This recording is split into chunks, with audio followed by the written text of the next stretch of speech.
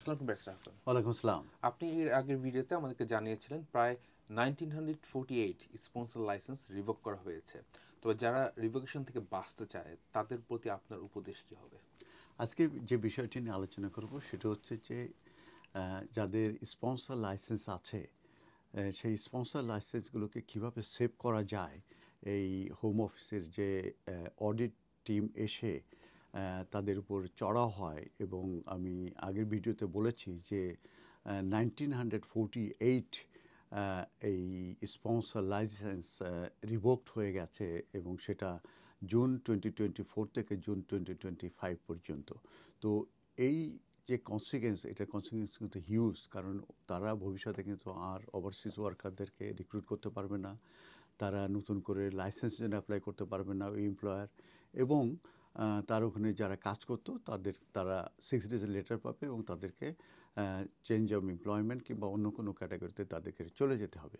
তো সেই কারণে আমি আজকে যে ভিডিওটি শেয়ার করছি সেটা হচ্ছে যারা এমপ্লয়ার, যাদের স্পন্সর লাইসেন্স আছে, তাদের যে কমপ্লায়েন্স চেক লিস্ট আছে, সেই কমপ্লায়েন্স চেক লিস্ট নিয়ে আপনাদের সঙ্গে আমি আমার নলেজ শেয়ার করব, যাতে করে আপনারা এই কমপ্লায়েন্স চেক লিস্ট অনুযায়ী যদি আপনারা আপনাদের সেই বিজনেস কিংবা আপনাদের কোম্পানি কিংবা আপনাদের সেই ইনস্টিটিউশনটাকে যদি আপনারা ধরে রাখতে পারেন, তাহলে কিন্তু আপনাদের এই লাইসেন্স রিভোকেশন নিয়ে কোনো রকমের চিন্তায় পড়তে হবে না।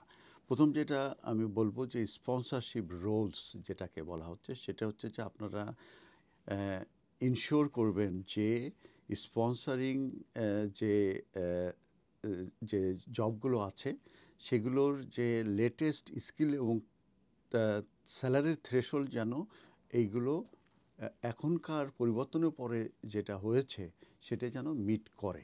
তার মানে স্কিল অ্যান্ড স্যালারি থ্রেশহোল্ডটার জন্য ঠিক থাকে। যেরকম স্যালারির ব্যাপারে আমি বলি যে স্কিল ওয়ার্কারের কিন্তু আগে যেটা 23,000 সামথিং ছিল, সেটা কিন্তু বেড়ে আপনার মার্চে 25,000 হয়েছে। অতএব এখন কিন্তু 25,000 কিন্তু এই স্যালারি আপনার যারা কেয়ারার হিসাবে আপনার ওদের ওখানে জয়েন করেছে তাদেরকে কিন্তু স্যালারি দিতে হবে। অতএব 25,000-এর নিচে হলে কিন্তু এটা ব্রিচের ভিতরে পড়বে। অতএব স্কিল, লেটেস্ট স্কিল এবং থার্সিস্ট এই স্যালারি থ্রেশহোল্ড, এটা কিন্তু আপনাকে মেনটেন করতে হবে। আবার যখন এক্সটেনশনে যায় তখন কিন্তু আবার একটা স্যালারি হয়, একমাত্র কেয়ারার ছাড়া আর সবগুলো কিন্তু এই স্যালারি কিন্তু বাড়ে। সেই স্যালারিটাই কিন্তু আবার এক্সটেনশনের সময় কস্টে উল্লেখ করতে হবে, এটাও কিন্তু খেয়াল রাখতে হবে। এরপরে যেটা আছে রাইট টু ওয়ার্ক চেক, এটা ভেরি ভেরি ইম্পর্ট্যান্ট। যখনই আপনার ওখানে কোনো ব্রিটিশ এবং আইরিশ সিটিজেন ছাড়া কেউ যদি আপনার জব নেয়, তাদের ক্ষেত্রে কিন্তু রাইট টু ওয়ার্ক চেক কিন্তু ম্যান্ডেটরি। সেটা শেয়ার, তাদের ভিসা থাকলে শেয়ার কোডের মাধ্যমে, তারা যদি 3C লিভে থাকে সে কিন্তু আপনার এমপ্লয়ার চেকিং সার্ভিসের মাধ্যমে কিন্তু আপনারা কনফার্ম করতে পারেন যে তাদের এই পারমিশন টু ওয়ার্কটা আছে কি না। এবং এটা কিন্তু থ্রি এভরি আফটার 3 মান্থস কিন্তু এই চেকিংটা কিন্তু আপনাদেরকে কন্টিনিউ করতে হবে। এরপরে যেটা হচ্ছে রেকর্ড কিপিং, কিন্তু ভেরি ভেরি ইম্পর্টেন্ট। এক্ষেত্রে accurate record of the sponsor স্টাফের রাখতে হবে, এবং এর ভিতরে ইনক্লুড করা হয়েছে যে সার্টিফিকেট অফ স্পন্সরশিপ এবং changes in job roles or salary, এটা কিন্তু অ্যাকুরেট রাখতে হবে, এবং ইনশিওর করতে হবে যে reporting to the home office যখনই এটা প্রয়োজন পড়ে সেটা কিন্তু আপনার রিপোর্টিং করতে হবে। এরপরে যেটা আছে যে পলিসিস অ্যান্ড ট্রেনিং, এটা ভেরি ইম্পর্ট্যান্ট। আপনাদেরকে আপডেট করতে হবে আপনাদের যে HR এবং যে রিক্রুটমেন্ট প্রসেস আছে সেটাকে, এবং স্টাফদেরকে কিন্তু আপনার ট্রেন আপ করতে হবে, এবং তাদেরকে আন্ডারস্ট্যান্ড করতে হবে যে লেটেস্ট রুলসটা কী। রিস্ক প্ল্যানিং যেটাকে বলা হয়েছে, আপনাদেরকে অবশ্যই কনসিডারেশনে নিতে হবে যে কীভাবে আপনাদের এই বিজনেসটা কোঅপ করবে যদি এই লাইসেন্স সাসপেন্ড হয় কিংবা রিভোকড হয়।